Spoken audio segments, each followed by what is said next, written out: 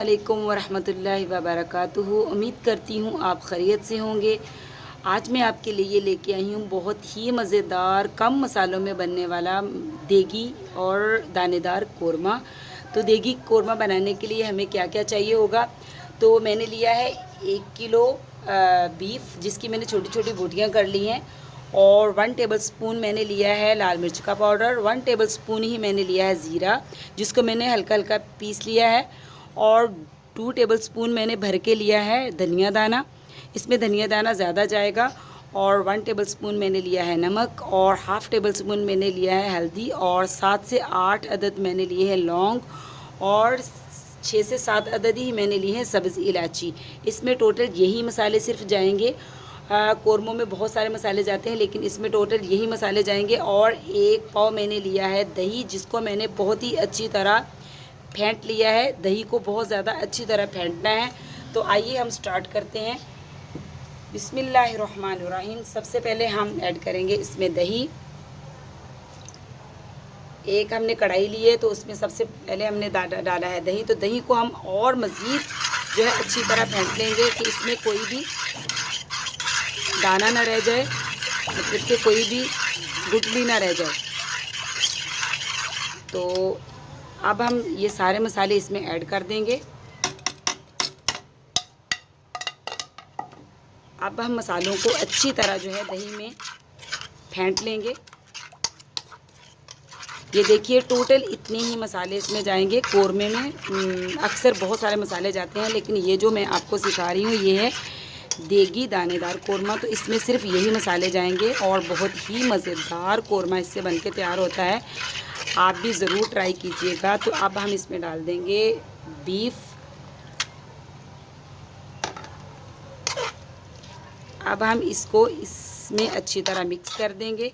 इसमें पानी ऐड नहीं होगा, ये पानी इसमें इस कोरमे में पानी नहीं जाता।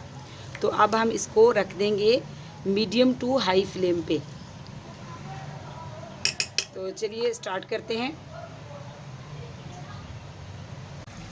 देखिए माशाल्लाह से हमारा जो है कोरमा पकना स्टार्ट हो गया है। तो इसी दौरान ही हम, जब ये कोरमा पकना शुरू हो जाए, तो इसी दौरान हम जो है इसमें डाल देंगे 1.5 कप के करीब ऑयल। तो बस अब जो है इसको मीडियम आंच पे हम अच्छी तरह ढक कर पकाएंगे। तो फिर 2-3 मिनट बाद हम इसकी कंडीशन देखेंगे कि कैसी है। चलिए माशाल्लाह से देखिए हमारा जो कोरमा है वो हाफ़ कंप्लीट हो चुका है। मैंने इसमें एक्स्ट्रा पानी बिल्कुल भी इस्तेमाल नहीं किया। जो मैंने आपके सामने दही में सारे मसाले शामिल करके और गोश्त शामिल करके इसको पकाने के लिए रखा था, ये वही है। 4 से 5 मिनट हो चुके हैं इसको पकते हुए। आप इस कंडीशन में इसको देख लीजिएगा कि क्या आपका गोश्त गल चुका है। मैं इसको, ये अभी तक गोश्त नहीं गला, तो मैं अभी इसको मज़ीद 4 से 5 मिनट तक जो है डांप के अच्छी तरह और पकाऊंगी। और फिर देखूंगी कि गोश्त की क्या कंडीशन है, गोश्त गल चुका है या नहीं। तो चलिए इसके बाद मैं आपको दिखाती हूँ 5 मिनट के बाद। देखिए माशाल्लाह माशाल्लाह से अल्लाह ताला की रहमत और बरकत से हमारा जो है कोरमा, दानेदार कोरमा पक के तैयार हो चुका है। तो जब इस कंडीशन में आ जाए आपका, ये देखो ऑयल बिल्कुल जो है वो अलग हो चुका है। तो इसमें अब हम एंड पे डालेंगे 1 टेबलस्पून अदरक लहसुन का पेस्ट। अब हम इसको हाई फ्लेम करके तो अच्छी तरह इसमें इसको गोश्त को इसमें भूनेंगे अदरक लहसुन के पेस्ट में। ये एंड पे ही जाएगा। ये मैंने आपसे सरप्राइज़ रखे थे 2 मसाले, तो एक और अभी इसमें हम एक और जो है इसमें ऐड करेंगे मसाला, तो वो भी हम आपको दिखाते हैं। तो अब हाई फ्लेम पे हम इसको 1 से 2 मिनट तक जो है फ्राई करेंगे गोश्त को, ताकि अदरक लहसुन की जो स्मेल है वो भी ख़त्म हो जाए और गोश्त भी जो है इसमें अच्छी तरह फ्राई हो जाए। तो आप देख रहे हैं माशाल्लाह से हमारा गोश्त बहुत ही अच्छी तरह जो है अदरक लहसुन के पेस्ट में फ्राई हो रहा है।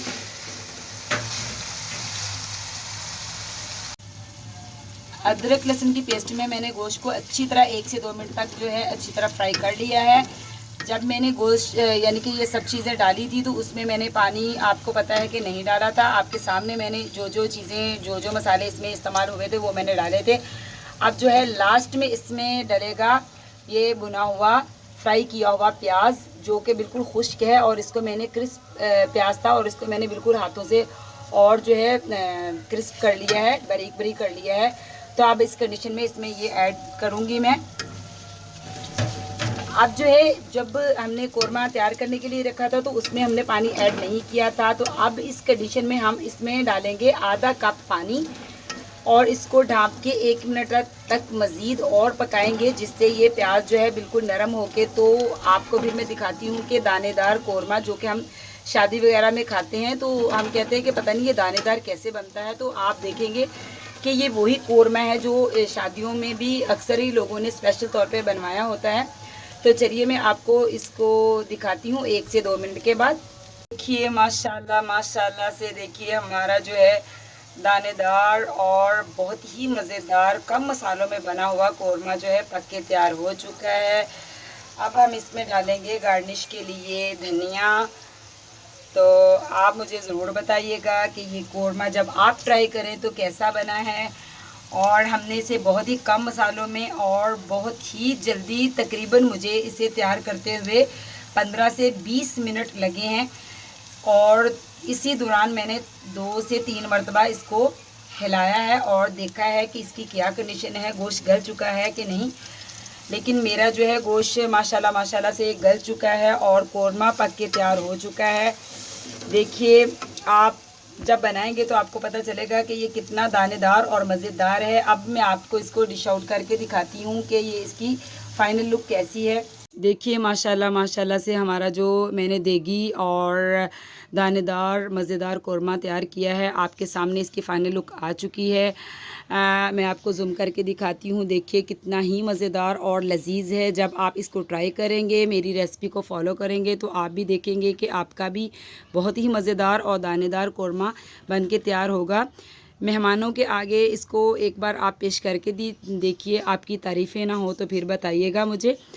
और अदरक लहसुन का पेस्ट जो मैंने एंड पे इसमें शामिल किया था, वो आप स्टार्टिंग में जब मैं दही में सब चीज़ें ऐड कर रही थी तो तब भी आप इसको ऐड कर सकते हैं, लेकिन मैं जो है एंड पे ही इसको डालती हूँ और इसमें गोश्त फ्राई करती हूँ। उसकी भी एक अलग ही मज़ा और स्मेल बहुत ही अच्छी आ जाती है। तो जो ये फ्राई प्याज है, फ्राई प्याज मैं मार्केट से अक्सर घर में ला के रखती हूँ और घर में भी बहुत आसानी से प्याज जो है फ्राई करके उसको खुश्क करके तो जो है उसको फ्रिज में आप बंद करके रख सकते हैं।